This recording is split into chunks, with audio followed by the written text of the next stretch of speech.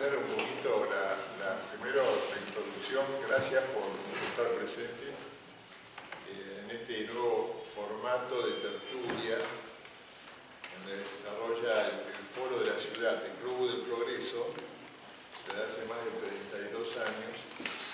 Genera una reunión con gente de prestigio, políticos, académicos, donde se desarrollan temas donde en un principio el disertante nos comenta sus ideas para después pasar a los presentes a interrogarlo, a tener sus inquietudes.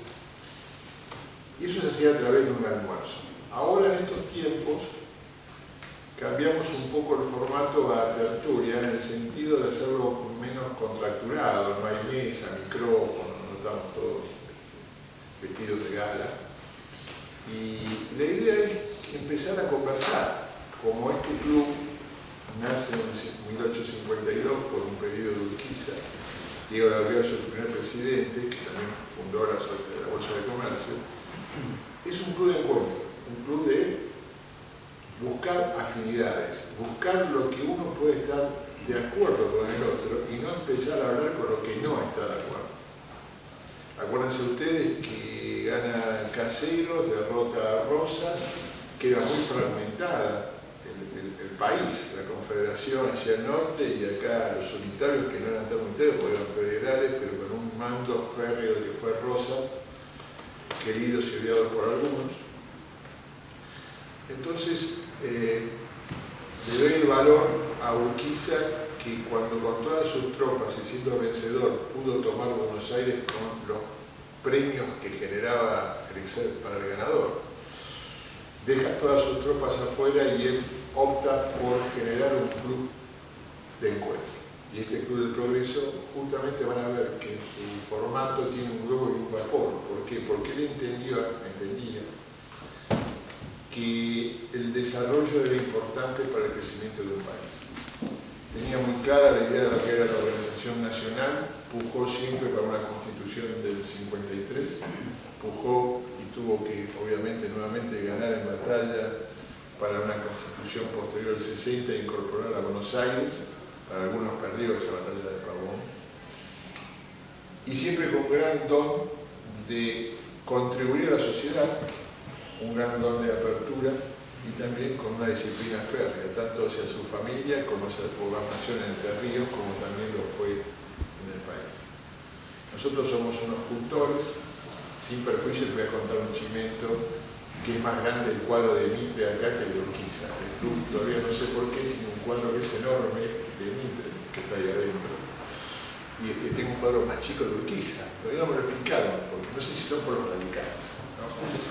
Pero justamente los radicales, el 1 de julio, se va a conmemorar los 128 años del fallecimiento de Alem, riquísima la historia, pero este club nos permite a nosotros jugar con dos personajes de la historia que son Urquiza y Alem, que realmente nos regalan siempre momentos muy ricos en cuanto a sus historias.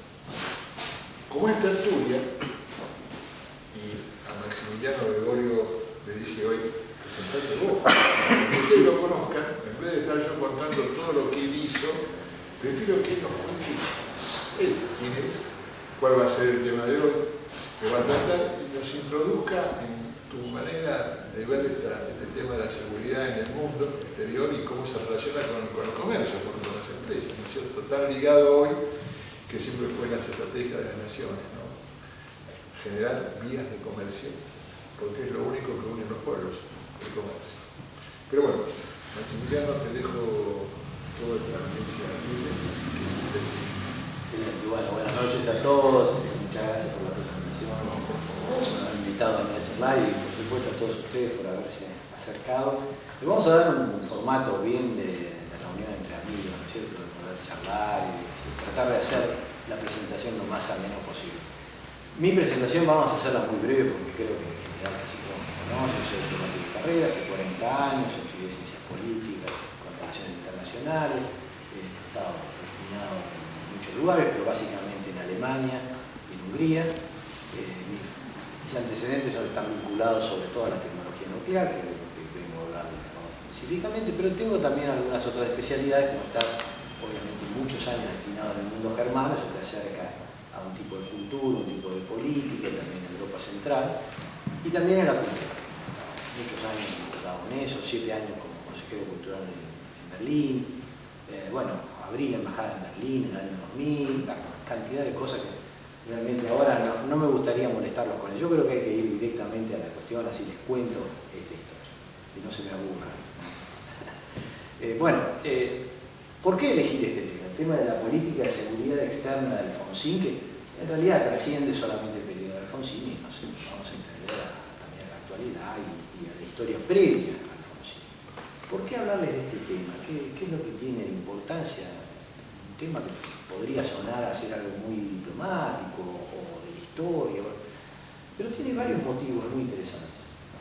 El primero es que es una de las pocas políticas felices, para decirlo de alguna manera, de la Argentina en los últimos 70 años, que no es poco.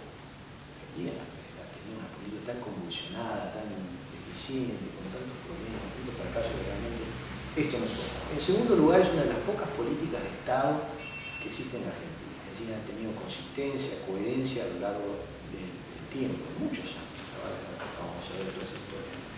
En tercer lugar, es una política que refiere a un tema que es central, muy importante, y que nosotros en Argentina despreciamos o subestimamos de alguna manera, porque nuestra situación, se escucha bien, ¿no, Patricia?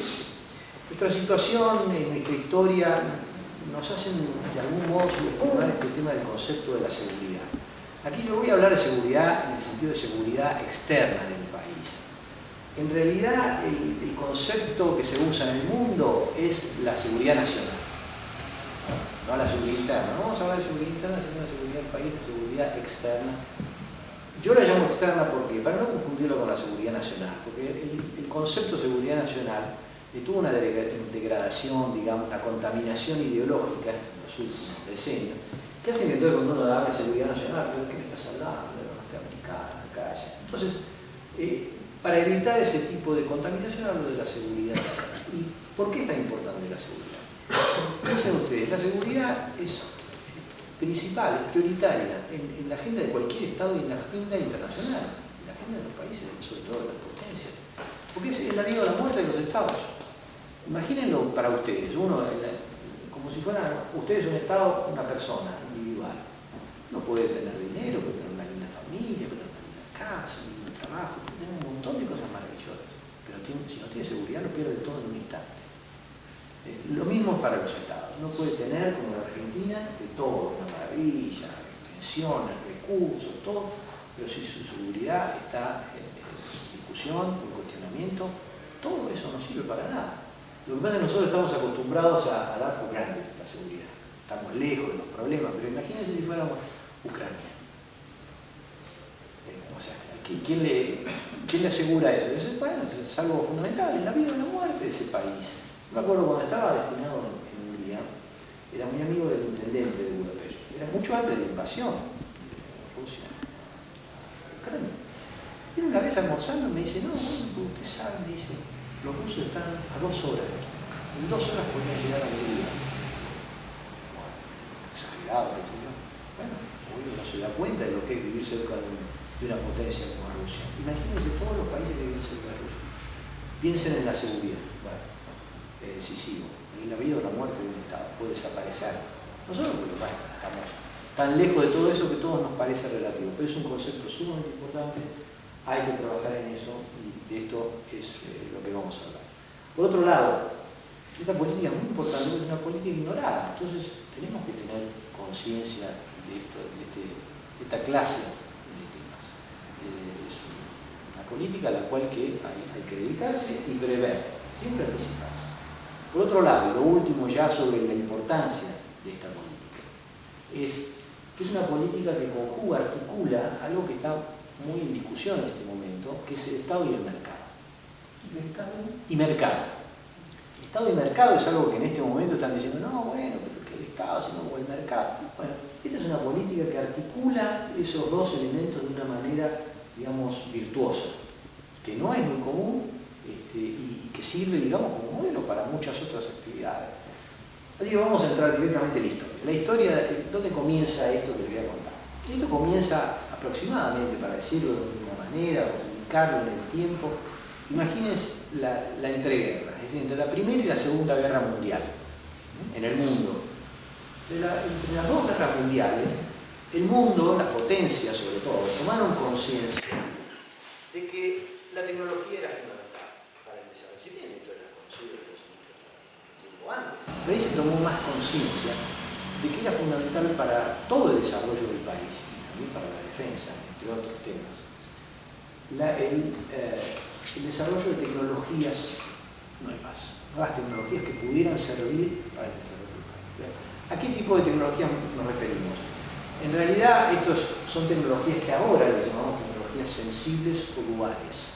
Ahora, en esa época que estoy hablando yo entre la guerra no se hablaba de eso.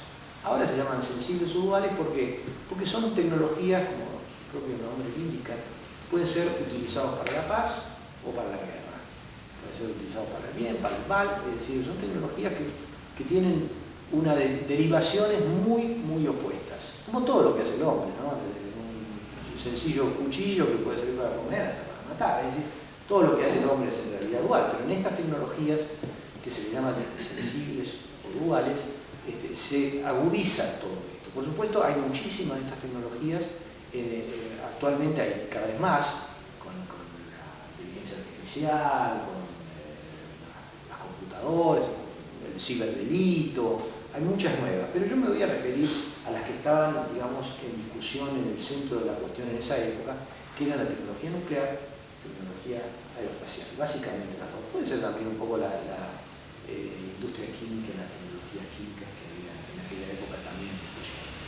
Pero bueno, como les decía, el mundo se empezó a dar cuenta que esto era decisivo. Las conclusiones de los países dijeron, tenemos que trabajar en estas nuevas tecnologías, cómo avanzar en esto. Y esto también repercutió en la Argentina. En la Argentina también se siguió más o menos esa misma línea. Se comprendió que era importante hacerlo algo similar. Y surgió en esos años, en los 20 y los 40, una generación de militares, sobre todo, básicamente, que se les llamó, ahora se les llama, para clasificarlo de algún modo, militares industrialistas, futuristas, militares técnicos, militares intelectuales, etc. Si les digo los nombres, ustedes dirán, sí, Sabio, Mosconi, Baldrich, Darío San Martín y varios más. Esta gente comprendió todo esto y empezó a trabajar en la cuestión de nuevas tecnologías para la Argentina. Y así, bueno, se creó el IPF, se creó fabricaciones militares, fábricas de aviones, vienen más o menos casi todas de esta misma época. Pero al mismo tiempo, era importante tener la gente que supiera hacer estas cosas. Una cosa es decidir lo que uno quiere hacer, pero otra cosa es tener los expertos que son capaces de hacerlo. Así que se empezó a mandar gente afuera, se empezó a recibir argentinos que volvían, algunos muy conspicuos, había uno, Enrique Gaviola, cuya vida, si no lo han leído, les recomiendo un libro maravilloso que se llama El secreto de la isla Huemul, que escribió Maricotti, que trata, entre otras cosas, básicamente de la historia de Enrique Gaviola, un hombre que se había formado en los lugares más avanzados de los Estados Unidos, de aquella época, ¿no? Estados Unidos y de Alemania. No solo formado, sino además trabajado con la gente avanzada. Y él volvió a la Argentina y trabajó también en esto. Pero al mismo tiempo se siguió acá una tendencia que era mundial, que era una suerte de headhunters war, digamos, como una guerra de cazadores de cabezas. ¿Por qué? Porque el mundo estaba muy convulsionado en esos años. Entonces había persecuciones religiosas, étnicas, las guerras, las hambrunas, etc. De modo que eso hacía que grandes mentes, grandes científicos, grandes tecnólogos tuvieran que desplazarse de un lado al otro. Entonces las potencias advirtieron que era fundamental para ganar más tiempo, en vez de ponerse a formar de cero a gente, capturar a esos grandes cerebros, que eran muchos, no, 3 o 4. Los Estados Unidos fueron los que se llevaron la parte del león, ellos fueron los que más cantidad de gente lograron captar y traerse para ellos. Imagínense nomás, como para describirles algo, el proyecto Manhattan, el cual derivó la bomba atómica, bueno, estaba integrado, por ejemplo, Einstein, que era medio alemán, Szilard y Teller, que eran húngaros, que habían escapado de Hungría, Fermi, que era italiano, es decir, eran gente de todas partes del mundo. El mismo desarrollo espacial de los Estados Unidos, la NASA, fue creada por Werner von Braun, que era un alemán, que los alemanes se lo llevaron para ellos. Es decir, fue enorme, estos son números muy grandes, hay libros, investigaciones gigantescas, incluso con la lista, Estados Unidos, la Unión Soviética, todo el mundo hizo lo mismo, sobre todo las grandes potencias. Estados Unidos hizo una cantidad más grande, la Unión Soviética se llevó también otra buena cantidad, los ingleses se llevaron una cantidad. Y nosotros nos trajimos algo también. Era lo que hacían los países que estaban interesados en esta cuestión. Y aquí llegaron también una cantidad de nombres, por supuesto no los números de esos países que dan el nombre, pero figuramos por ahí en alguna parte de la lista, por ejemplo, Kurt Tank, que era un especialista alemán en aviones de tracción, y entre ellos Perón trajo en el año 48 aproximadamente, se trajo un austríaco, era un físico, se llamaba Ronald Richter. Y este hombre lo convenció a Perón de que si él le daba recursos y lo apoyaba, él iba a lograr desarrollar la tecnología de la fusión nuclear. Les explico muy brevemente, pero hay que explicarlo para poder entenderlo. Una cosa es la fisión nuclear, es decir, partir un átomo y liberar la energía, que es digamos, el procedimiento habitual de la bomba nuclear, la de Hiroshima, la de Nagasaki, todas esas cosas, que fue la primera que se descubrió. Y la otra es la fusionar los átomos, que libera otra suerte de energía, pero que es una energía incontenible. Esa tecnología, aún hoy, aún el día de hoy, no en el 48, el día de hoy, es una tecnología sumamente delicada, sumamente compleja, todavía no se ha logrado dominarla de una manera, digamos, productiva, sino más bien en muy pocos países lo pueden hacer y de una manera más bien de tipo experimental y de ensayo. Pero podría ser, y va a serlo seguramente en algún momento, una fuente de energía extraordinaria, también por supuesto de bombas sumamente destructivas, más que aún las que se pueden sacar de la fisión. Este hombre le vendió en el año 48, pero si usted me da los recursos que necesito, yo le voy a desarrollar tecnología. Lo cual, se imaginan, 3 años después de que recién los Estados Unidos habían descubierto la fisión nuclear. 3 años nada más. De modo que imagínense en el momento de eso de lo que estamos hablando. Una tecnología que nadie dominaba, nadie conocía, y ni siquiera, digamos, que superaba infinitamente a la única que tenía nada más que Estados Unidos 3 años antes. La cosa es que el hombre lo convenció, pero Perón decidió darle todo. Le dio hasta una isla, la isla Nahuel Huapi. El Nahuel Huapi le dio toda una isla.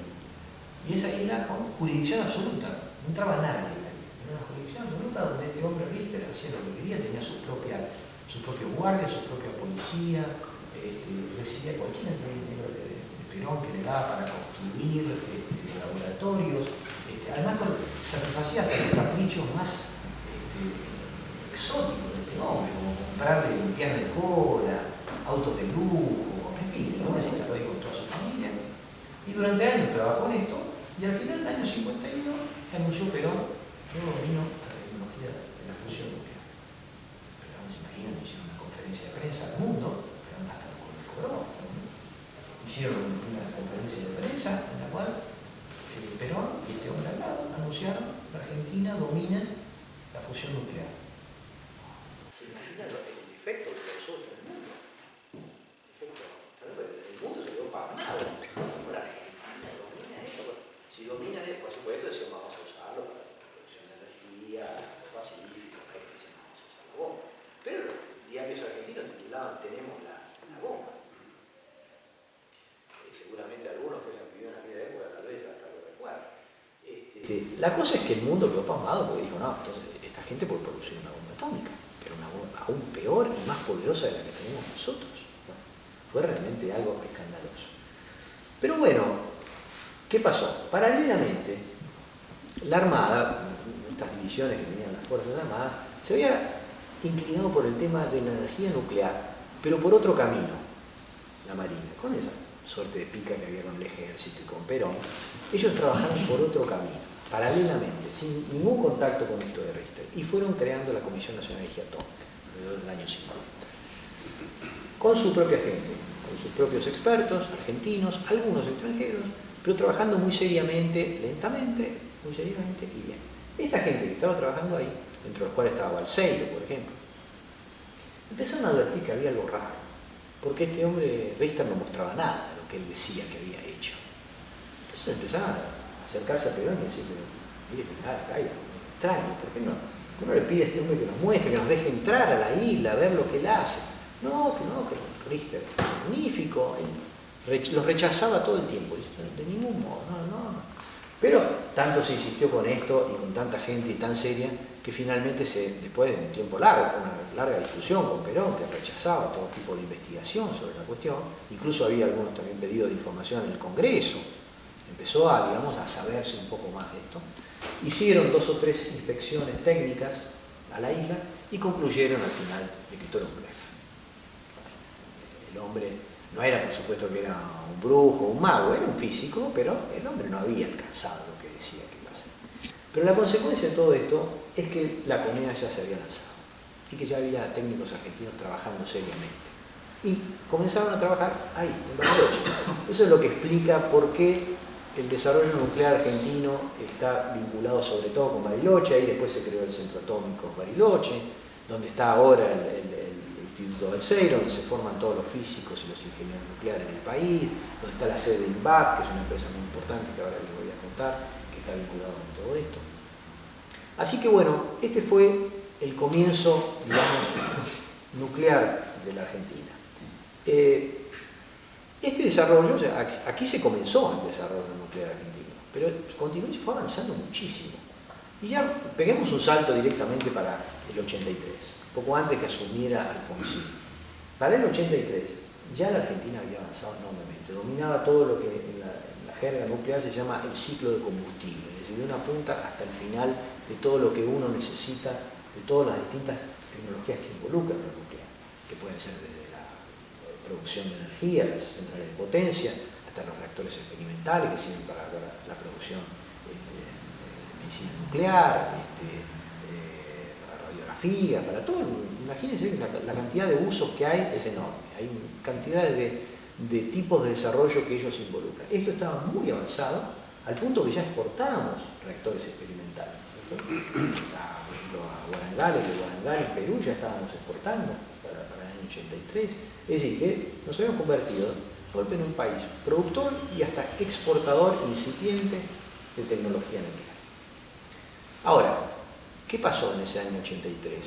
Alfonsín es elegido, pero antes de asumir, en el interín entre que es elegido, ya es electo presidente, pero todavía no asumió, se concluye una tecnología que se había avanzado sumamente, absoluto secreto, que era el enriquecimiento de uranio.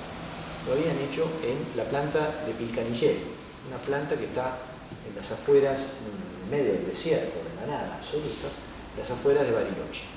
Ahí la CONEA, el presidente en ese momento del contraalmirante Castro Madero, habían logrado desarrollar esta tecnología de enriquecimiento de uranio. Esta tecnología de enriquecimiento de uranio, les explico de qué se trata para darle el valor político que tenía, era enorme. ¿Por qué? Porque uno se enriquece uranio, no vale la pena que les explique porque es una cuestión de isótopos, etc.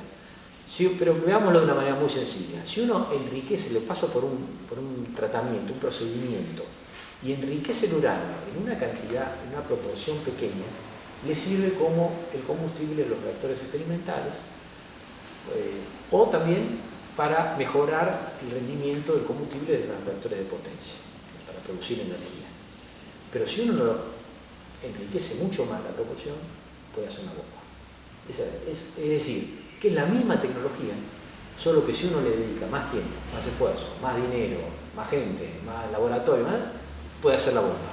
Es decir, al uno decir, este país sabe enriquecer uranio, entra en el club de los enriquecedores de uranio, que son prácticamente todos los que tienen la bomba atómica.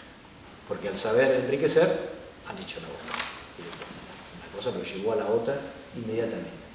De modo que el contraalmirante Castro Madero lo llama a Alfonsín para una reunión secreta.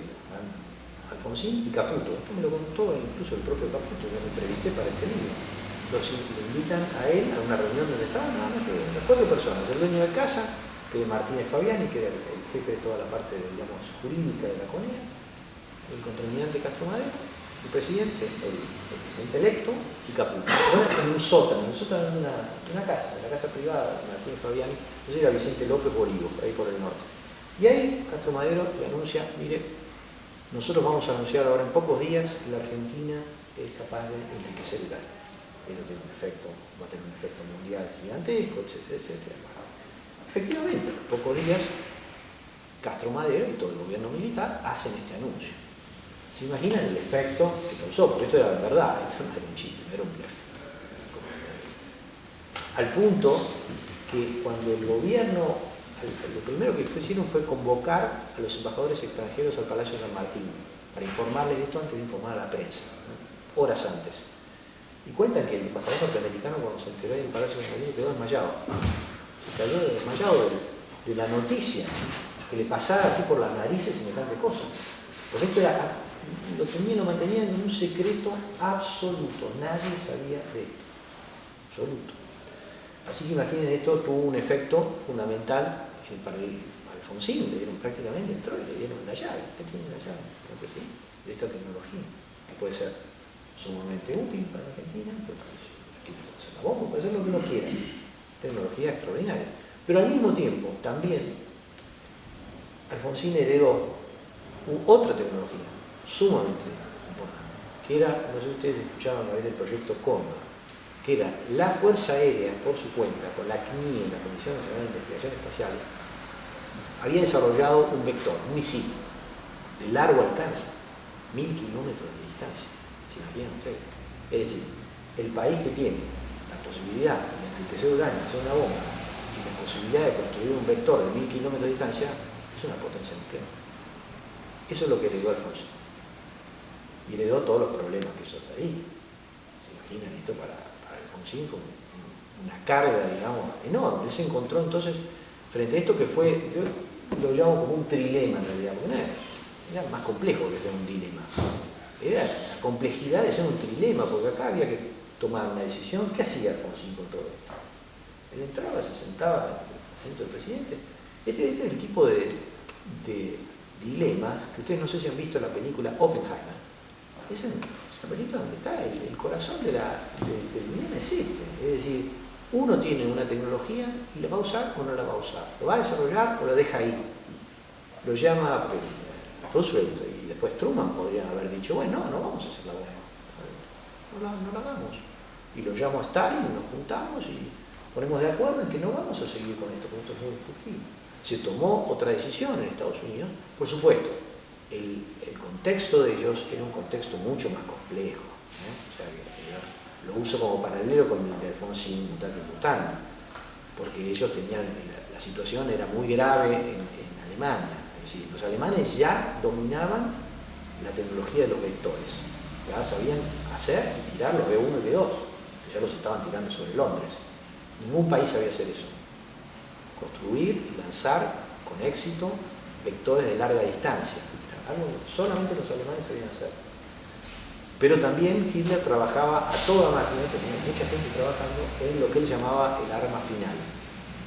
Le habían convencido los técnicos a Hitler, con criterio, por lo menos, que iban a ser capaces de hacer una bomba atómica, que todavía no se sabía cómo hacer en ninguna parte del mundo. Entonces, sobre todo los ingenieros, los técnicos europeos y más alemanes y judíos que se habían escapado de Alemania, convencieron a Roosevelt de que era fundamental avanzar primero. Einstein, Roosevelt, escribió una carta, la famosa carta de Einstein a Roosevelt, diciendo, mire que Hitler está trabajando en esto, si no llegamos primero nosotros a la bomba, va a llegar Hitler y ahí no lo para nadie, si él llega primero antes que nosotros. Entonces, Roosevelt y el gobierno norteamericano dijeron, no, tenemos que trabajar en esto a toda marcha, tenemos que tener la bomba atómica antes que Alemania. Alemania no la llegó a tener, y los Estados Unidos la tuvieron primero. Pero podrían haber llegado a eso y haberla dejado ahí. Es decir, ¿por qué hago esta digresión de ir a esta cuestión de Oppenheimer y todo? Porque tiene su vinculación, porque uno se encuentra con eso, con la decisión de un político que tiene que tomar una decisión técnica, de decir, sigo con esto, o sigo con esto. Pues Alfonsín podría haber dicho, no, esto, no quiero dedicar más dinero a esto, lo cortamos acá, y se acabó acá. Perfectamente, podría haber dicho eso. La decisión política, de decir, no, bueno, esto es una cuestión que nos va a comprometer internacionalmente, con Brasil, con Estados Unidos, con el mundo, no nos conviene. Y también una decisión ética, de construir o no construir un arma de destrucción masiva, ¿te imaginas? El peso sobre un hombre, ¿qué es eso? Si lo voy a hacer o no lo voy a hacer. Es decir, frente a esto es lo que Alfonsín se encontró. Y Alfonsín adoptó aquí, y esto es, digamos, lo valioso, lo importante, él tomó una decisión extraordinaria, una decisión que fue única, porque no ha habido otro país en el mundo que haya pasado esta experiencia. Los alemanes y los japoneses después de la guerra le pegaron un balazo en la cabeza y no pudieron hacer más nada. Los demás, que llegaron a este punto, hicieron la bomba. Es decir, Argentina es el único país en el mundo que llegó a tener la posibilidad y que por su propia decisión no la tuvo. Voluntariamente renunció a usar eso para hacer una bomba atómica. Y esto es lo fundamental de esta historia. Entonces, Alfonsín, él comprendió que tenía que cambiar esto de manera rotunda. Una de las primeras decisiones que él tomó es decir, bueno, esto no puede seguir bajo control militar, porque eso era una de las cosas que ocurría. Todo esto estaba bajo control de los militares, nada más, exclusivamente, y no solo de las Fuerzas Armadas, de cada fuerza. Es decir, el tema nuclear lo manejaba la Armada, la CONEA la manejaba la Armada. Todos los presidentes de la CONEA, desde que se creó hasta Alfonsín, fueron todos jefes de la Armada. Todos almirantes, todos técnicos, gente muy formada, ¿no? Estúpido. Era gente muy formada en los Estados Unidos, en Castro Madero, la Oretía, toda gente de primer nivel, pero eran todos de la Armada. Y la Armada decidía sobre eso y ninguna otra fuerza se metía sobre eso, no ninguna otra, ni la fuerza. Lo mismo con el vector. El vector estaba en manos de la Fuerza Aérea y nadie se metía en ese tema. El tema químico de la fabricación de química, esto estaba en la fabricación militar, era del ejército y nadie se metía en ese tema. Es decir, que había compartimentos estancos, todo esto se manejaba con un hermetismo terrible, total. Imagínense que nadie sabía nada, ni siquiera Alfonsín cuando asumió podía ir a entrar a Pilcanillero. Ni siquiera el presidente de la Nación.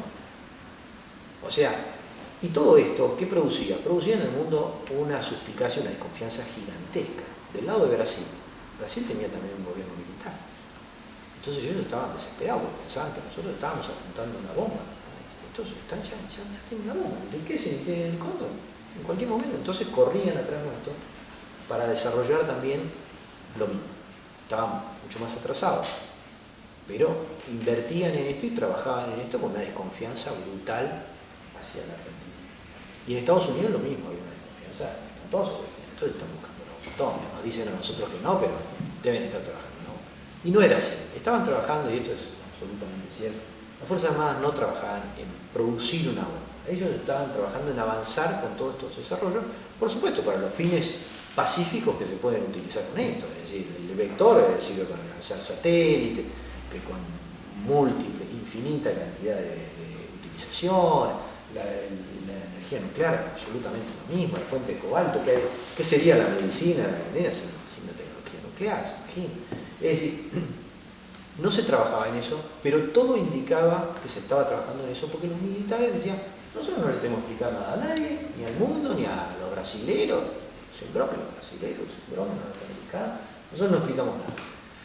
Alfonsín dijo, esto no puede ser así, esto tiene que estar primero bajo control civil, ya no puede estar más bajo control militar, porque si está bajo control militar, las suspicacias son absolutas, esto tiene un fin militar. No puede estar más sin el control parlamentario, que tiene que haber un control de la democracia, de asumir la democracia, es decir, no podía ser que todo esto fuera un secreto manejado por 2 o 3 personas. Y además, y esto es muy importante, lo que más me atañe, digamos, tiene que haber un control de la Cancillería en lo que tenga que ver con las relaciones internacionales.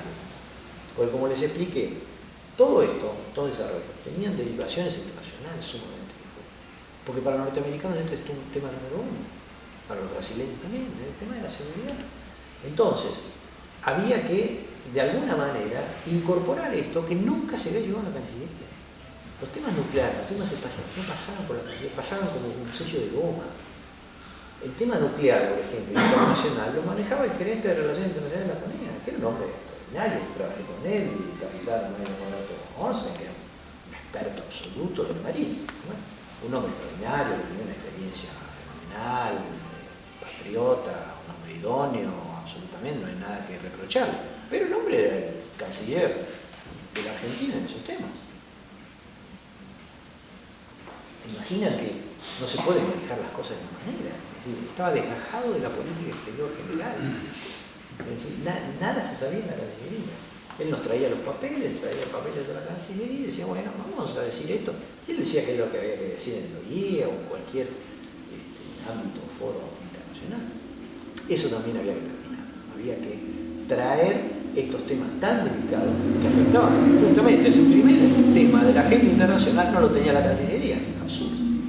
Entonces había que traerlo a la Cancillería y para eso Alfonsín ordenó que se creara a través de Caputo y sobre todo su vicecanciller, que era Jorge Federico Sábato, hijo de Ernesto, después le voy a contar un poco la historia, bajo la órbita de él, directamente, de la mampara donde estaba la oficina de él, del otro lado se creó una oficina que se llamó Dirección de Asuntos Nucleares y SANE, la DIGAN.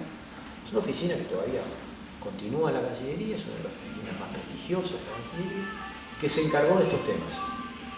Y por supuesto, como no había diplomáticos que supieran en ese momento, salvo el jefe de esta oficina, que era el embajador Saracho, que lo designaron, era el único que tenía más o menos algún conocimiento de esto.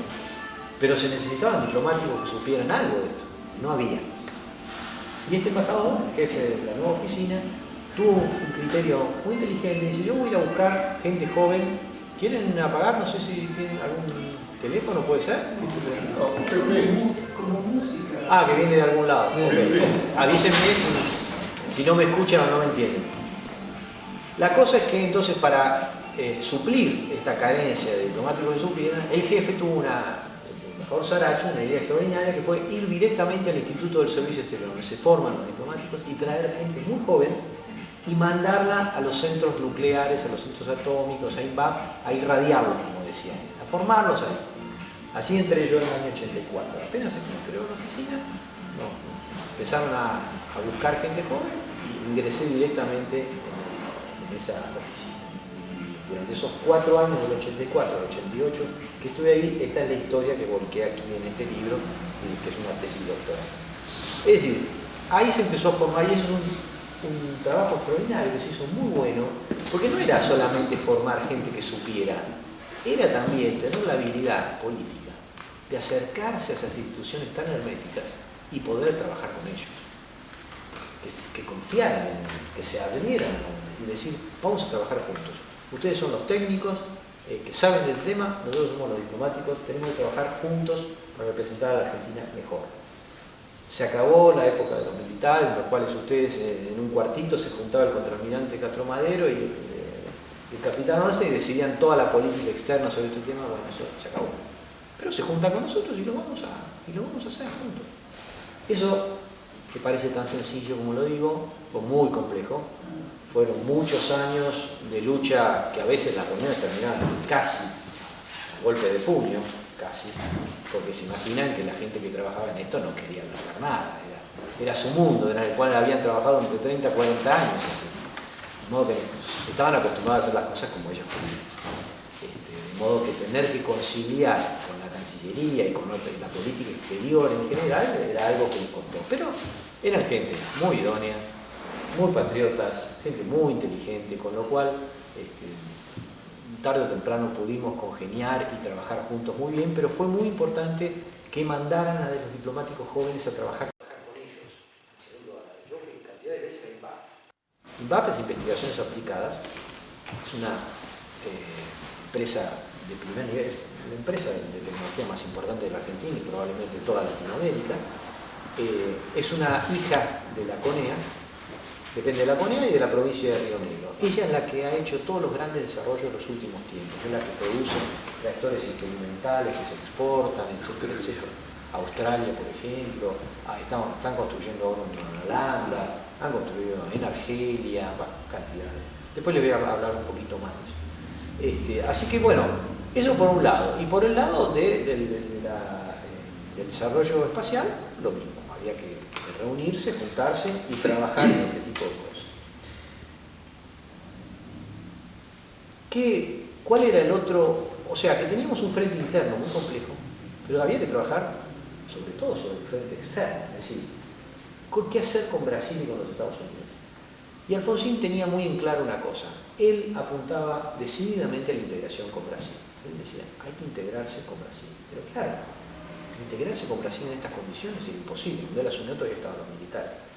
Era imposible, porque se imaginan, es como que uno diga, bueno, coopera con tu vecino, sí, pero vos sabés que tu vecino tiene una Itaca y está medio loco y no sabés si te va a pegar un tiro, no puedes hacer nada con eso. O sea, primero hay que despejar lo más sensible, la seguridad, vos puedas tener confianza en ese hombre para después pasar al comercio, a la política, a cualquier otro. Así que Alfonsín tuvo en claro que había que empezar por el tema nuclear, había que despejar esa duda que había en Brasil. Por suerte, paralelamente, se inició el proceso de recuperación de la democracia en Brasil, asumió el presidente, el segundo o tercero fue Sarney, y Alfonsín tuvo aquí una idea brillante, extraordinaria. Lo llamó invitó a Sarney a visitar juntos la planta de enriquecimiento de uranio de Caniller. Eso era como si Roosevelt hubiera dicho en su momento, bueno, nosotros desarrollamos la tecnología nuclear, lo voy a invitar a Stalin a mostrarle que nosotros no estamos haciendo una bomba, que lo vamos a usar para energía. Imagínense algo así, para los estándares de escala nuestra. Fue una visita sumamente importante y a partir de ahí se comenzó una política muy compleja, muy activa de fomento de la confianza, promoción de la confianza entre los dos países, con intercambio de inspectores, con intercambio de información, con coordinación de políticas exteriores en los foros internacionales, con proyectos conjuntos entre los dos países. Eso fue un proceso extraordinario, lento, muy arduo también, del mismo modo que teníamos dificultades para trabajar con los propios del frente interno, con los propios argentinos, con los brasileños, y les cuento, yo fui a las primeras reuniones, y los brasileños nos miraban con una cara, porque venían los tipos de la armada brasileña, y nos miraban diciendo, ¿usted qué es lo que está buscando? ¿Qué quieren? Pero con mala cara, y muy reacios a avanzar. Fue todo un trabajo muy lento, con muchas reuniones, pero avanzó y se trabajó muy bien en esto, y esta fue la condición sine qua non del Mercosur. Sin esto no hubiese existido el Mercosur, si bien el Mercosur se creó después con Menem, si no se hubiese despejado primero todas estas incógnitas, estas dudas, estas sospechas, no se hubiese podido avanzar hacia el Mercosur. Lo mismo con Estados Unidos. Estados Unidos tuvimos que iniciar unos ciclos de encuentros con norteamericanos, yo también participé en el primero, en el Departamento de Estado, fue lo mismo, es decir, sentarles a explicarles, miren, nosotros estamos haciendo esto, que todo con fines pacíficos, nosotros tenemos un desarrollo y una producción nuclear que tiene exclusivamente fines pacíficos, queremos exportar, etc. Por supuesto, esto no era tan sencillo y tan blanco y negro como le estoy explicando, porque ellos también tenían sus intereses propios. ¿Por qué? Porque hay dos tipos de proliferaciones. Una cosa es lo que se llama la proliferación vertical. La proliferación vertical es que el que ya tiene armas nucleares adquiere más armas nucleares o mejores, cantidad o calidad, pero las incrementa. Eso se llama proliferación vertical. Pero después está la proliferación horizontal, que es decir, que más países tengan la bomba. Y eso es lo que ellos siempre tratan de evitar. Entonces a nosotros nos habían puesto una suerte de índice de los malos del mundo. Estábamos entre los malos con India, con Irán, con Israel, con todos los países que estaban secretamente desarrollando una bomba atómica. Y por supuesto había que convencerlos que no era así. Pero además ellos tenían otro interés, que era el que digamos, más les preocupaba a nuestros técnicos, era que también éramos competidores en materias comerciales. Porque nosotros estábamos convirtiendo en productores y exportadores. Y eso es un mercado, se imagina, un oligopolio absoluto que manejan muy pocos países en el mundo. Entonces ellos tampoco, ni querían, por supuesto, que tuviéramos una bomba, pero tampoco querían que entráramos como competidores comerciales. Porque son de mucho dinero eso. La tecnología nuclear representa cantidad de dinero enorme. Y es un mercado que ellos tratan de conservar muy cerrado. Entonces había como una mezcla, digamos, entre entre que nosotros entráramos o no entráramos en este tipo de cosas. Y ellos trataban de evitarlo. Pero también avanzamos muy bien con los norteamericanos. Traían las reuniones, traían hasta el asesor científico y tecnológico de la embajada norteamericana acá en Buenos Aires. Todos sabíamos que era el tipo de la CIA que trabajaba en eso, pero bueno, venían las reuniones, se sentaban, convencíamos, nos llevábamos a los centros atómicos, les mostrábamos lo que hacíamos, les explicábamos eso, les explicábamos cuál era nuestra política en el mundo, los foros internacionales sobre esta cuestión. Así que bueno, fue todo un trabajo muy grande en ese sentido. Y me gustaría leerles un segundo, es sumamente breve, pero me gustaría explicarles, contarles la importancia de esa visita de Sarney, que Alfonsín invitó a Sarney a Pilcanillero. Y lo dijo el propio Sarney cuando murió Alfonsín. Él, en uno de los discursos que hizo Sarney aquí en Buenos Aires, él dijo lo siguiente, escuchen: Alfonsín es un hombre de estado de estatura mundial. El problema nuclear entre nuestros países era grave. Está hablando de esta época que yo les cuento, ¿no? Obviamente cuando ya murió Alfonsín, pero está hablando de... El problema nuclear entre nuestros países era grave.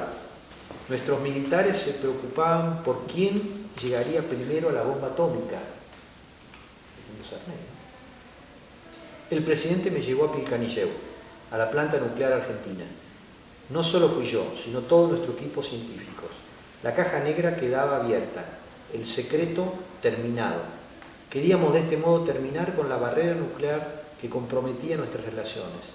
No fue preciso que recurriéramos a las Naciones Unidas o a la Agencia Internacional de Energía Atómica. Fue un ejemplo único en el mundo de una solución personal para un problema tan profundo. Esto dicho por el propio Sarney. Es decir, nosotros no tuvimos que recurrir al Organismo Internacional de Energía Atómica, lo resolvimos por decisión del presidente Alfonsín con Brasil. Esto tiene un valor extraordinario. ¿Se imaginan? Nadie lo hizo. India comenzó a desarrollar su motor y por supuesto los pakistaníes del otro lado hicieron la suya. ¿Y qué hicieron? Proliferar más bombas en el mundo, ¿no? Y esto se reprodujo en todas partes del mundo, pero en Argentina hicimos algo totalmente opuesto y es un logro extraordinario de esta política. Ahora, ya voy acercándome al final. ¿Cuáles eran la gente que los rodeaba y las ideas que rodeaban a Alfonsín y cómo llegó a esto Alfonsín? Es decir, porque Alfonsín era un político de Chascomús, o sea, él comenzó como un político de pueblo, un político, no era un hombre así formado, ninguna avanzada mundial, ¿verdad? Eso fue desarrollando toda una carrera hasta convertirse en una personalidad internacional. Pero lo rodearon a Alfonsín, y esto es una de las cosas interesantes, yo le dedico un capítulo en el libro a esto. Lo rodearon 3 personas de la familia Sábato. Ustedes saben que la familia Sábato es una familia muy conspicua, de mucha gente extraordinaria, generalmente todo el tema de tecnología en Argentina. Son varios, tuvieron un papel fabuloso. Pero hubo 3 que tuvieron una influencia muy importante en esta política de Alfonsín, que lo rodeaban a Alfonsín. El primero es Ernesto Sábato, el escritor. El escritor, ustedes saben, él era un físico nuclear. Lo de escritor vino mucho después, pero mucho después. Él llegó a trabajar en el año 39, mandado por Husay, y consiguió una beca para ir a trabajar con los Curie en el año 39, en rayos X, en los primeros rayos que se empezaban a ensayar en París. Eran los primeros experimentos, todavía no se sabía nada de la energía nuclear. Lo primero que se empezó a hacer era con los Curie ahí en París. Y él trabajó en esto. Y él lo cuenta todo esto. No es algo que él contó en detalle en sus libros, que él en esos experimentos, metafóricamente obviamente, como él extraordinariamente con su pluma podía explicar, dice, yo vi en esos rayos, en esas luminosidades que salían de lo que nosotros hacíamos en el laboratorio, vi la imagen de Abadón, el monstruo bíblico exterminador. Y Abadón, el monstruo bíblico exterminador. Dijo, esto no, esto va a destruir a la humanidad, yo no puedo seguir en esto. Entonces entró en una crisis existencial. Paralelamente, él tenía ya inclinaciones para la literatura, la filosofía, el arte, y se iba todas las noches, cuando terminaba los laboratorios, se iba a los cafés a charlar con los existencialistas. Entonces él empezó a dominar, pero no solo de la física nuclear, empezó a dominar de las ciencias en general, la ciencia completa. Las cosas que decía Sábato en sus libros contra la ciencia son casi parecen de la prehistoria, es decir, realmente algo total, terrible, no solo contra el tema nuclear, sino contra el tema de la ciencia en general. Este hombre influyó mucho en Alfonsín y por supuesto de algún modo le transmitió esa cosa idealista, ¿no? Y contraria al tema. Pero había otro sábado, que era un sobrino de Ernesto, se llamaba Jorge Alberto, le llamaban Jorjón, porque como había otro Jorge que ahora le voy a contar, este era más alto, entonces le llamaban Jorjón sábado, que era precisamente todo lo opuesto a Ernesto. Era el prócer máximo, o es el prócer máximo, del desarrollo nuclear argentino. El creador de un montón de conceptos, de ideas, es el San Martín para la gente nuclear, es el San Martín. Tipo brillante, extraordinario, una personalidad avasalladora, abrumadora, con una creación de teorías, técnicas, un genio total. Este hombre era muy amigo de Alfonsín. Alfonsín lo escuchaba pero permanentemente. Es más, el hombre se empezó a enfermar, que después fue una enfermedad terminal, murió. Alfonsín lo iba a ver al lado de su cama a charlar con él. Él hubiera sido el presidente de la Comisión Nacional de Energía Atómica de Alfonsín. Pero lo que pasa es que murió ahí días antes que asumiera Alfonsín. Pero Alfonsín, a través de él, adquirió la idea de la importancia de la energía nuclear. Y había un tercer sábado que influyó en todo esto, que es Jorge Federico, le llamaban Jorgito, porque tenía el mismo nombre, pero era más chiquitito, que es el hijo de Ernesto. Jorgito era hijo de Ernesto, primo de Jorjón, pero con diferencia de edad muy grande, con lo cual para él era como si fuera un tío. Él le tenía una admiración extraordinaria a su primo. Pero él no era nuclear, ¿no? Él era un cientista social, salido de la Sorbona, Francia, formarse en la ciencia social, pero conocía mucho del tema nuclear, obviamente, por la familia en la cual se había criado. Y Alfonsín, a través de Caputo, lo designó vicecanciller a cargo de los temas nucleares en la Cancillería. De modo que él fue, digamos, el mentor de el que llevó la idea de Alfonsín a la práctica concreta de tener una oficina donde se llevara esta política adelante. Y ya otra idea también muy interesante. ¿Cuáles eran las ideas que tenía Alfonsín? ¿Cómo se formó mentalmente, intelectualmente Alfonsín que le inspirara en este tipo de políticas? Porque Alfonsín, otra cosa muy importante, una de las genialidades de Alfonsín fue conjugar la realpolitik, los desarrollos tecnológicos que los continuó con todo el desarrollo, no frenó nada, simplemente dijo, esto lo tenemos que usar con fines pacíficos, pero hay que decirle al mundo y explicarle al mundo que lo vamos a usar con fines pacíficos y adelante con las exportaciones, etc.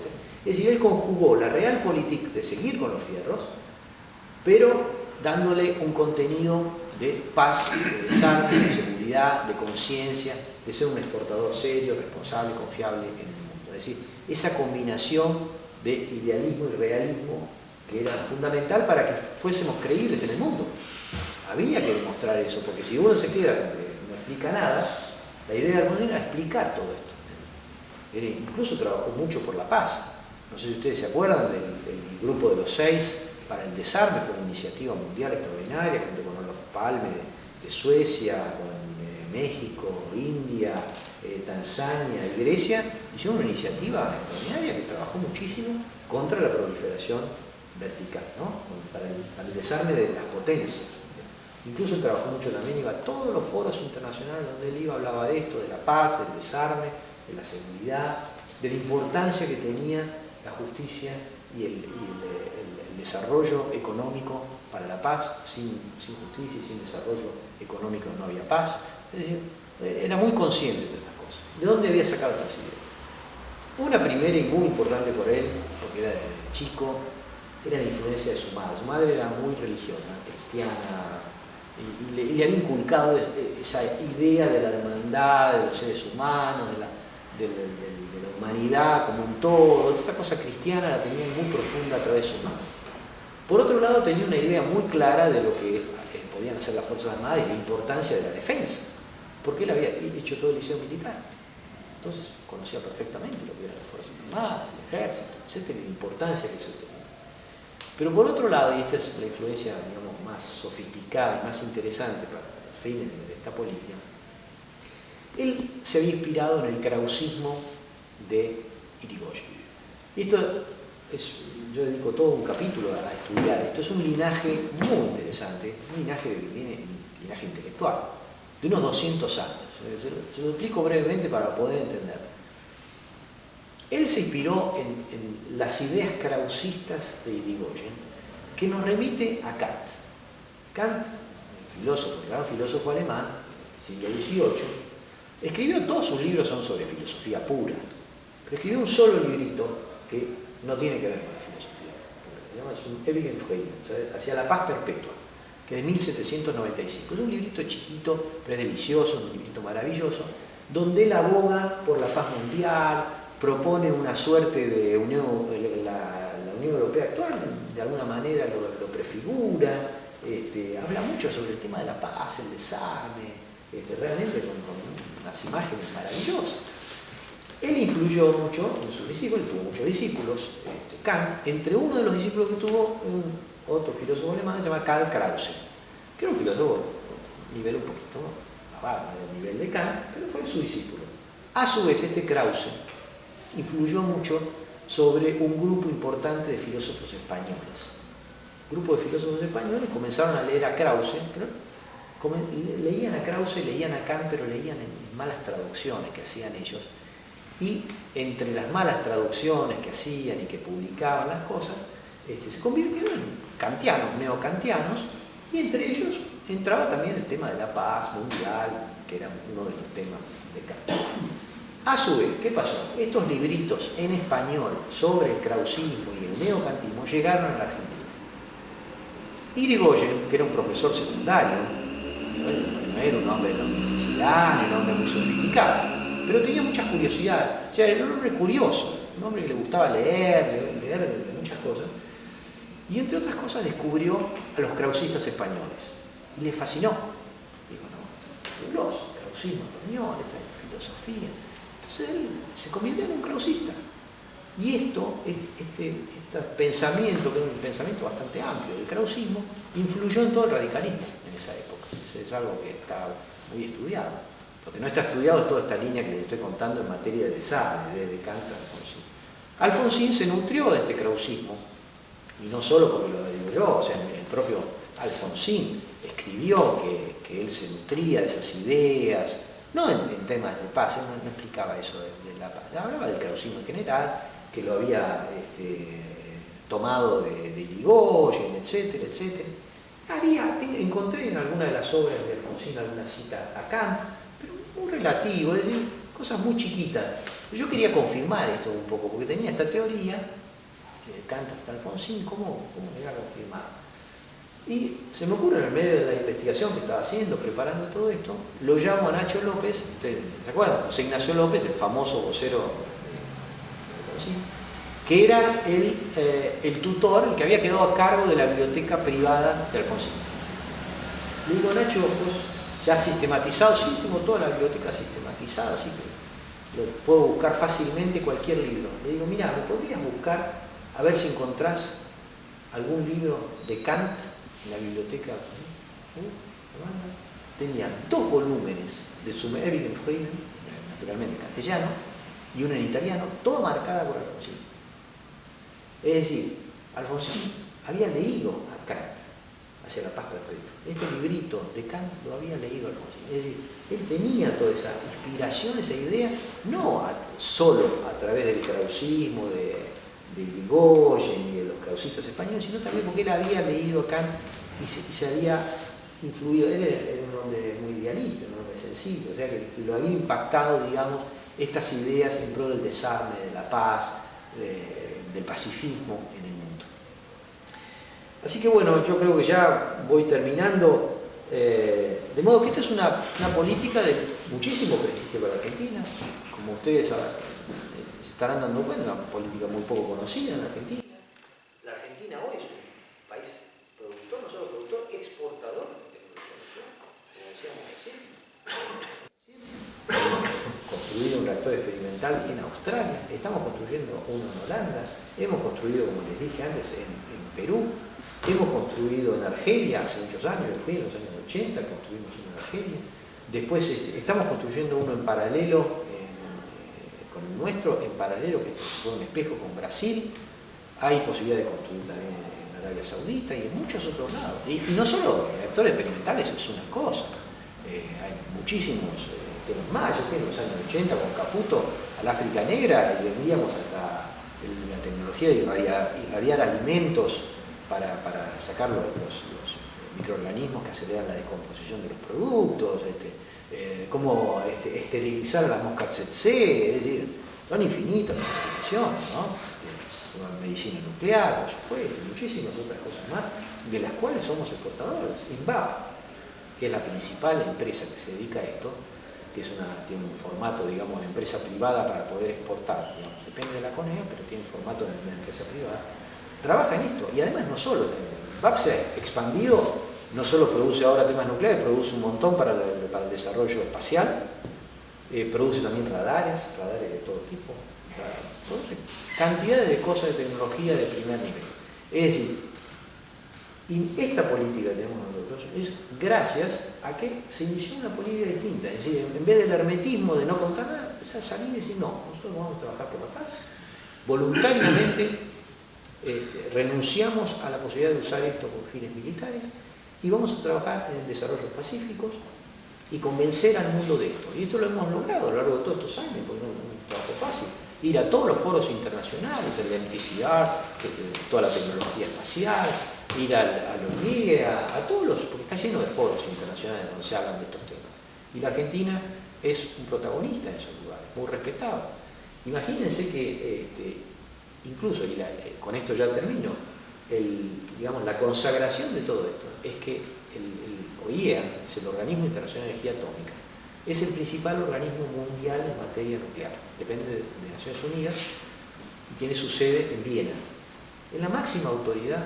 Su presidente es el que está negociando ahora, el director de la OIEA es el que está negociando con Putin para que Putin no le vaya a arrojar una bomba sobre Chernobyl o alguna central nuclear. Es el que está trabajando ahora con los iraníes para que no vayan a construir una bomba atómica. Es decir, y ese hombre es un argentino. Es el embajador Rafael Grossi. Rafa Grossi, tipo brillante, es un diplomático de carrera de contra primer nivel. Estudiamos juntos en la universidad, en la UCA, hicimos el ingreso juntos al instituto, cursamos todo el instituto juntos, salimos del instituto y fuimos a su oficina los dos juntos. Es decir, conozco muy bien lo que él está haciendo. Él es un producto de esto. Rafa es un producto de esta política. Es decir, por supuesto, tiene cualidades personales extraordinarias, fuera en serio, verdaderamente está donde debe estar. Pero además es un hijo de esta política, es el resultado de esta política. No van a nombrar el principal organismo de estos temas a alguien que no sabe o que no tiene prestigio. Es decir, que esta es la consagración para la Argentina de su prestigio, de su papel en el mundo, es eso. Así que bueno, yo creo que esto es... Ya podemos terminar. No, Maximiliano, creo que ha sido absolutamente rico, ¿no? Todo lo que has dicho. Yo recuerdo entre los personajes que también son de Cancillería, creo que estuvo García Moritán. Bobby García Moritán fue un gran articulador. El segundo director de DIGAM fue mi jefe también. Que con Brasil, ¿no? Que tengo entendido que las negociaciones fueron muy difíciles, justamente por el temor de que Argentina construyera su bomba. Y después, con respecto al sistema misilítico, estuvo Miguel Guerrero. Sí, Miguel Guerrero, que era un comodoro. Exactamente. Y él era el alma mater. Exactamente, fue el que desarrolló esta cuestión. Ahora, te hago la pregunta, ¿cómo Estados Unidos desarticuló el misil Cóndor, el proyecto Cóndor? ¿También desarticuló la política de energía atómica de Argentina? No, por el tema nuclear siguió de manera decidida. Lo que se hizo fue, por supuesto, transparentar todo lo que estábamos haciendo. Con el tema del vector Cóndor, ahí ocurrió una cosa más compleja, que si me permitís lo explico muy rápidamente. Durante el gobierno de Menem, Estados Unidos presionó muy duramente, era condición número 1 para hablar, por lo que ya les expliqué, la seguridad. Se sentaban los primeros que le dijeron a Menem, termine con el gobierno de Menem, yo ya no estaba en el tema, yo ya estaba en Alemania, de modo que no lo conozco con absoluto detalle, pero más o menos creo que he escuchado algo. El gobierno de Menem, en vez de negociarlo un poco mejor y encontrarle el camino, la vuelta, sobreactuó. Y cerraron todo, lo cerraron completamente. Ahora, uno dice, bueno, ¿dónde está la política de Estado? ¿Dónde está la continuación? Bueno, la continuación, los que trabajaban en eso saben cómo hacer. Y son los mismos que están trabajando ahora en el desarrollo espacial de la Argentina. Que tenemos un programa extraordinario. Trabajamos con la NASA, trabajamos con el organismo espacial europeo, tenemos varios satélites dando vueltas por el mundo, es decir, estamos muy avanzados también en materia satelital. Porque ese es el tema, ¿no? Que cuando uno tiene el know-how, no importa, uno puede tirar todos los fierros a la basura, pero el know-how tiene la cabeza de la gente. Roberto. Sí, dos temas. Y los dos tienen que ver con el cambio de tecnología. La atucha se hace con uranio natural y hay una oferta que se discute mucho sobre otra usina comprada llave en mano con uranio 235, creo que, o 238, no sé cuál de los dos. Ese es un tema de política, de decisión política. La primera fue precisamente trabajar sobre una línea pacífica y desarrollar una tecnología que no la desarrolló más nadie en el mundo, creo, y es menos peligrosa, creo. Pero que ya está sobre el filo de la vida útil del reactor, según tengo entendido. Esa es una pregunta. Y la otra es que tengo entendido que se está trabajando con un vector, pero de combustibles líquidos, no de combustible sólido, como era ¿cómo que se llama? El cóndor, porque una vez que tiraste el combustible sólido no lo paras más, en cambio el líquido es un poquito más maniobrable, tengo entendido, pero esas son en un caso la confirmación y el otro, ¿qué rumbo tomaremos en materia de energía nuclear? Es interesante. Bueno, estamos en un momento importante, digamos, para tomar decisiones. Ustedes saben, nosotros tenemos 3 centrales nucleares, Atocha 1, Atocha 2, que ya está por terminar y largar, y Embalse. Esa es la otra que está funcionando. Se habló mucho durante el gobierno kirchnerista de hacer otra central nuclear, o con los chinos o con los rusos, que iba a significar, como bien dice usted, cambiar otro tipo de tecnología. Pero eso implicaba, digamos, primero, inversiones sumamente grandes y compromisos sumamente grandes. Nunca se avanzó del todo, o sea, era mucho de lo que se hablaba, más de lo que se hablaba de lo que se podía hacer. Paralelamente ocurrió algo que en el mercado internacional, que es lo que creo que debería cambiar toda la óptica de esta tecnología. Es que ese tipo de tecnologías, tanto la rusa como la tecnología de los chinos, son tecnologías de reactores centrales de potencia muy grandes, que implican inversiones gigantescas, mucho tiempo para amortizar los gastos, son muy complicadas. En cambio, la tendencia del mercado, ya desde hace mucho tiempo, y de la cual viene trabajando en Argentina desde hace mucho tiempo, son las centrales nucleares más pequeñas o medianas, ¿no? Hay un proyecto en Argentina que está desde que yo entré a este tema, desde el año 84 y probablemente antes, que se llama el CAREN. Es un proyecto que justamente desarrolló INVAP, que es el de una central de potencia pequeña, chica, modular, que se pueden ir sumando módulos uno al lado del otro y se hace con mayor potencia, pero que pueden abastecer a una ciudad pequeña, a localidades pequeñas. Esa es la tendencia del mercado actual. En el mundo se está tendiendo hacia eso. Lamentablemente nosotros podríamos haber hecho un CAREM hace 40 años atrás, porque ya se estaba trabajando en eso. Pero se fue abandonando, se fue dejando, nunca había dinero para el CAREM, pero ahora se está, digamos, recuperando esa idea porque es la idea del momento, es la idea que se puede vender ahora. Incluso hay países, como por ejemplo Hungría, Hungría está interesado en eso, porque el mundo necesita energía. Fíjense, por ejemplo, Hungría. Hungría tiene una central de potencia, es una central grande con 4 usinas de producción de energía gigantescas, que le hicieron los rusos en los años 50, con toda tecnología rusa. Dependen de los rusos, hasta en eso. No solo porque además no tiene ninguna otra fuente energética, todo lo demás es el gas que le viene de Rusia. Es decir, nosotros tenemos de alguna manera que avanzar por el lado del cambio. Yo creo que los dos proyectos, tanto de los chinos como tanto de los rusos, además nos comprometen, digamos, técnicamente no me parece que es la mejor opción, creo que es lo que todos los expertos dicen, y por el otro lado políticamente no sé si nos conviene. En cambio lo otro puede ser una vidriera para vender al mundo, pero lo tenemos que hacer para poder mostrarlo. Para poder mostrarlo, o sea, no va a vender una cosa que nunca hizo. Entonces es fundamental, o al menos hacerlo en paralelo. Eso también puede hacerse perfectamente. Decir, bueno, miren, llegamos a un acuerdo, como podría ser con Hungría, hacer en paralelo un Karen junto a Hungría. Es decir, que esa me parece que es la opción mejor en ese sentido. Con respecto a los proyectos que vayan a seguir ahora en materia de lanzadores y todo ese tipo de cosas, la verdad no le podría decir en detalle porque no estoy al tanto en este momento. Pero se está trabajando, hasta donde yo sé, en lanzadores. Nosotros, ¿qué tenemos hasta ahora? Sobre todo tenemos los satélites. Lanzar el satélite es otra cosa, es otra etapa, porque son cosas distintas, ¿no? Una cosa es tener el satélite que uno larga, que hasta ahora nos lo lanzaron los norteamericanos, Europa, etcétera, en otros países, y otra cosa es que nosotros además lancemos. Y ese es otro trabajo, es otra etapa mucho más compleja, donde hay que tener una decisión política, dinero, inversión, esfuerzo, etcétera.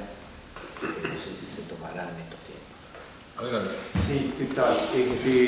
Ante todo, bueno, agradezco y aprecio la muy elocuente y lúcida exposición acá de Maximiliano, con sus aportaciones y comentarios realmente agudos y muy ilustrados. Yo soy colega, soy jubilado de hace poco y quería hacer unos comentarios y aportes medio como reforzando o ejemplificando algo de lo que dijo. Yo estuve destinado en Argelia y fui a visitar el reactor experimental.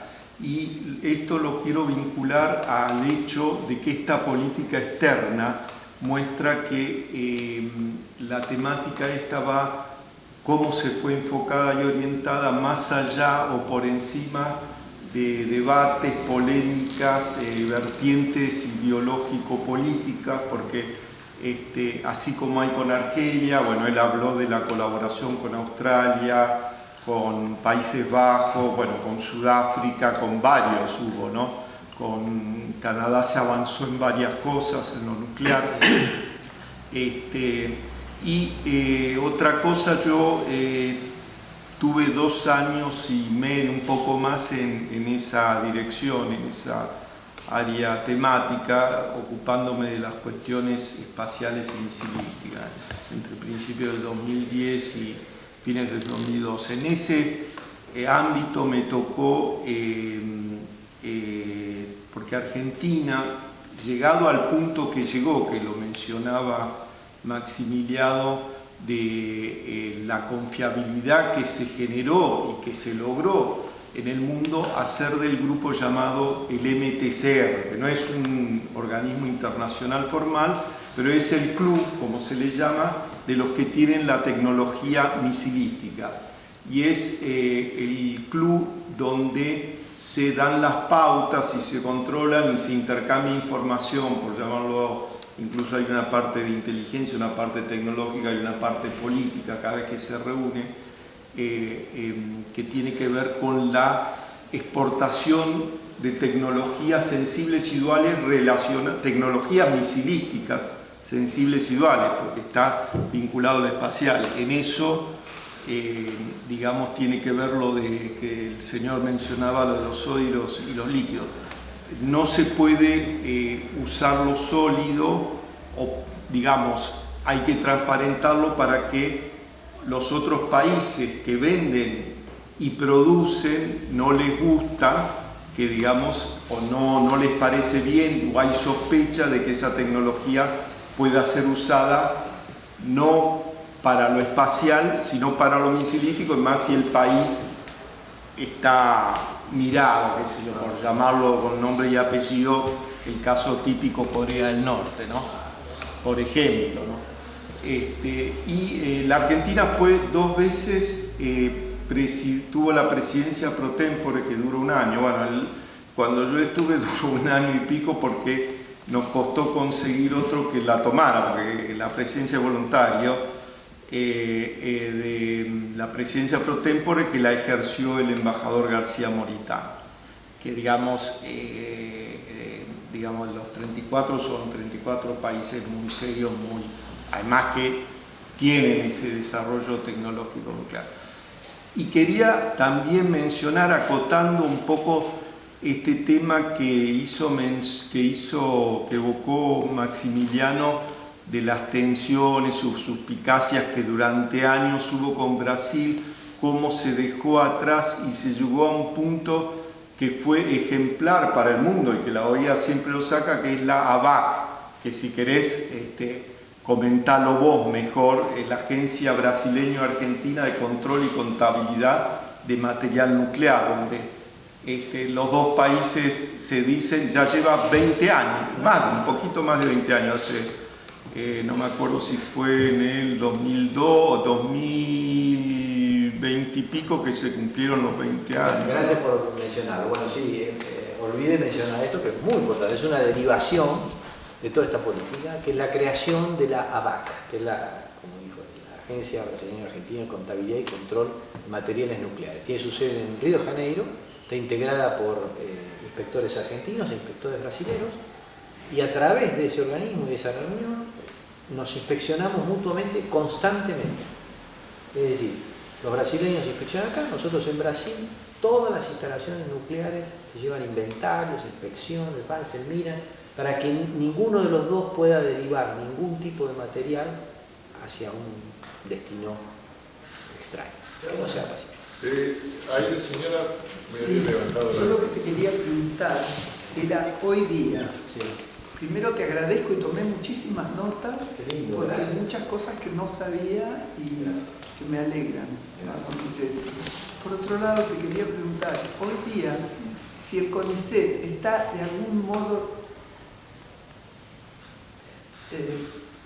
ligado a este tema de la Argentina y el desarrollo nuclear. Bueno, el CONICET en realidad es un sistema totalmente apartado de esto. Es decir, hacen todo tipo de investigaciones, de ciencias sociales, ciencias duras, de todo tipo. Es decir, que por supuesto tienen algunos proyectos y algunos temas nucleares, pero son, digamos, paralelos, no son. Lo central del desarrollo nuclear argentino ahora se hace en la CONEA y en INVAP. Así. Bueno, brillante. Vale, es un amigo que... Lo vi por el entusiasmo, Claro, De este lado lo que no lo saben. traje para que... De este lado lo que no saben y de aquel lado lo que tienen expertise. No, sinceramente brillante. Tengo una anécdota muy chiquita que la viví con ella de estas cosas de Argentina que uno no conoce. Vamos al Leoncito, a San Juan, y vamos a ese desierto que tiene 12 kilómetros, que es el único lugar donde anda a carro vela en el país, ¿no?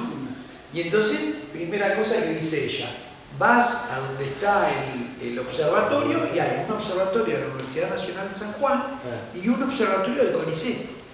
Uno está enfrente al otro y hasta tienen políticas diferentes. Pero lo más importante es, no me acuerdo el nombre, pero el nombre que tiene el observatorio era un argentino, astrónomo, que en el año 41 va a Estados Unidos, hace una tesis de doctorado en Estados Unidos, y está toda la guerra en Estados Unidos haciendo astronomía, y cuando vuelve, la Universidad Nacional de San Juan en esa época le pone el observatorio, le pone el telescopio, todo. Vinieron norteamericanos en el año 60, ¿y qué le dijeron? Mire, estimado, tenemos que hacer un mapa del mundo cósmico, porque vamos a llevar un cohete a la luna. Entonces, le vamos a poner mucho mejor el telescopio que tiene, porque en ese lugar, en el Leoncito, de 365 días, 340 días no hay nubes. El otro lugar es en Australia, el otro lugar no sé dónde es, y desde ese momento hicieron el mapa de cósmico con base en Argentina. Digo, tanta gente, ¿no?, que va del mundo, es increíble. Ahora, yo tengo una pregunta más mundana y más dura, por ejemplo. Hace pocos días el presidente va al G7 y resulta que el G7 son 7 países que estuvieron entre guerra entre ellos. Los países más poderosos del mundo todos tienen la bomba nuclear. Yo no entiendo de conflictos, pero es imposible que Argentina con 50 millones de personas y Brasil con 290 millones de personas y los recursos que nosotros tenemos acá, que nunca tengamos conflictos, porque digamos, así está bien, lo hicimos todo por la buena, no hicimos armas nucleares, somos unos fenómenos, vamos a la... Pero Estados Unidos te aprieta un poquito, te sacó el misil. Viene la séptima flota, ponen un portaaviones de 400 metros. Digo, en la política internacional, este tema de decir, yo tengo la posibilidad pero no la hago. Tengo la posibilidad pero no la hago. Es cierto que uno tiene que ser tan pacifista que no tiene que demostrar un poco de potencial fuerza en hacer algo, porque a mí también me veo medio indefenso. Las Fuerzas Armadas están destruidas por imbecilidad propia, ¿no? Digo, ¿no? Se metieron a manejar el pueblo en vez de cuidar la frontera. Hicieron una guerra imbécil como la de Malvinas, estratégicamente un desastre, de unas Fuerzas Armadas que históricamente, ¿no?, hasta por la época de Perón era otro concepto de Fuerzas Armadas, ordenadas, ¿no?, bien nacionales y qué sé yo. Pero ahora uno ve, ¿no?, que a nivel de defensa estamos... Yo me acuerdo, no sé si todos se acuerdan, la fragata alemana que se cayó sola en el puerto de Bahía Blanca, ¿se acuerdan, no? La Trinidad, se cayó sola. O sea, digo, no estamos un poco indefensos, y este tema de ser demasiado benevolentes con la paz, cuando el mundo no vive en paz, lo acabas de decir vos, pobrecitos los rusos no, los ucranianos, ¿no? Digamos, no habría que decir, mire, nosotros no, cuidado, porque no me veo tan pacifista, me da como cierto temor, ¿no? No, comprendo, absolutamente. Sí, en primer lugar, uno tiene que cuidar por la seguridad, eso no hay ninguna duda. Hay que prever, y la seguridad es previsión. Es decir, no puede actuar uno después es tarde. Entonces siempre hay que actuar antes. Ahora, las armas tienen que ser para la defensa. Uno siempre desarrolla armas para defenderse, salvo que uno se quiera convertir en una potencia agresiva para atacar a alguien, algo que nosotros no vamos a hacer. Pero esas armas y esa defensa tienen que ser proporcional a las eventuales amenazas que uno va a recibir. Es decir, ahora desarrollar una bomba atómica para la Argentina no tendría sentido, mayor sentido, porque no tenemos una amenaza de ese estilo. Fíjense que ustedes saben que Ucrania tenía bombas nucleares, las entregó todas, las devolvió a los rusos. Ahora se deben estar arrepintiendo, golpeándose los dedos por haber hecho eso. Lo mismo los alemanes han cambiado totalmente, pero radicalmente. Los alemanes se habían convertido en los pacifistas totales y ahora cambiaron toda su doctrina de seguridad. Se dieron cuenta que no podían funcionar más así, porque en cualquier momento todo eso se acaba, lo que ellos creían que iba a durar eternamente. Lo mismo los finlandeses, están reclutando gente, los polacos, todos esos países están cambiando. Alemania acaba de hacer un convenio con Noruega para un misil de alto... Por supuesto, porque de repente se dieron cuenta que se habían equivocado. Perdón, quisiera acotar algo, complementar algo a lo que vos decís respecto de lo que plantea el señor. Quizás yo cuando estuve en el área lo hablábamos mucho, sobre todo los dos o tres funcionarios llevaban defensa y los temas de control de exportación de tecnologías sensibles. La palabra clave que tienen que tener las Fuerzas Armadas de países pacíficos, no sé si pacifistas, pero sustancialmente pacíficos, es la disuasión. Tiene que tener la capacidad tal que, digamos, otros no se animen a querer y además forjar, bueno, que esto sí es nuestro, es de la diplomacia, forjar alianzas, entendimientos. Por ejemplo, me estaba acordando ahora mientras hablaba que hay muchas cosas que quizás se les debieran difundir más. Argentina es miembro de una cosa que se llama el ZPCAS, que es una especie de cuestión de cooperación, pero de control, que están países son del Atlántico Sur, Brasil, Uruguay y Argentina, y 3 países destacados del África, ¿no? Nigeria, que tienen litoral en el Atlántico, ¿no? Entre Sudáfrica y no me acuerdo cuál otro, ¿no? Para que, digamos, no haya piratería, por ejemplo, entre otras cosas, no haya paso o digamos, control de buques que no vayan con material nuclear o cosas. No está muy activo ni dinámico ahora, pero en algún momento sí, me acuerdo, ¿no? Y bueno, siempre Argentina está mirando eso y la vienen a consultar, eso es lo importante, ¿no? Siempre no es que tiene que estar, también hay que estar proactiva, pero la vienen a consultar, o sea, es un actor que no dicen, bueno, mira, sentate allá atrás en la mesa, porque vos más tenés que escuchar más que intervenir, ¿no? Creo que... vamos a ir terminando 8:15, porque obviamente quiero agradecerte principalmente que hayas estado. Creo que es un tema para desarrollarlo mucho más. Y esta es la primera vez. Yo me comprometo para que vuelvas. Vamos a hacer esto. No, me gustaría mucho, creo que nos ha hecho escuchar temas que parecen mentira, ¿no? Todo, uno pensar que hoy en día la película de Oppenheimer, ¿no? Oppenheimer, sí. Veanla, los que no la vieron les recomiendo que a la luz de lo que charlamos vean. Ese gran dilema, ¿no es cierto? Uno cuando genera una fuerza destructiva y tener conciencia de ese potencial, y hoy lo ligó a algo que es muy importante, la decisión política, ¿no? ¿La uso o no la uso? Después las excusas son miles, hemos escuchado, hemos visto, los resultados son escalofriantes, ¿no es cierto? Creo que eso inclusive fue tan impactante que el mundo se atemorizó en el uso, sin prejuicio que todo se amenaza. El mismo Rusia dice, no me sigan molestando porque si no yo voy a sacar las armas, y hoy hablamos de armas atómicas más chicas, ¿no es cierto? No tienen tanta potencia, pero sí son destructivas. O sea, creo que hay un montón de temas que me gustaría con vos desarrollarlo para una próxima. Te invito a que así sea. Te doy las gracias y voy a algo mucho más pedestre, que es el Club del Progreso. Te va a obsequiar lo que es su historia, 200 años, en el cual, en esa época, como les dije, el símbolo es un globo y un barco a vapor, ¿no es cierto? O sea, es también desarrollo. Y hoy hablamos de un tema que es Argentina y su desarrollo, lo que es la energía nuclear. Buena edición, ¿eh? Sí, es nuestro presidente Lascano Quintana, radical, ¿no? Obviamente. Yo digo siempre, los radicales acá son los que más han escrito. Muestra un poquito la historia de este club.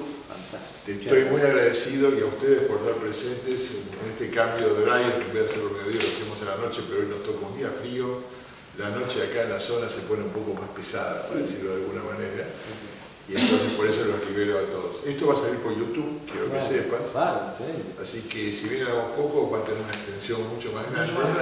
Así que bueno, gracias y de mi parte mía.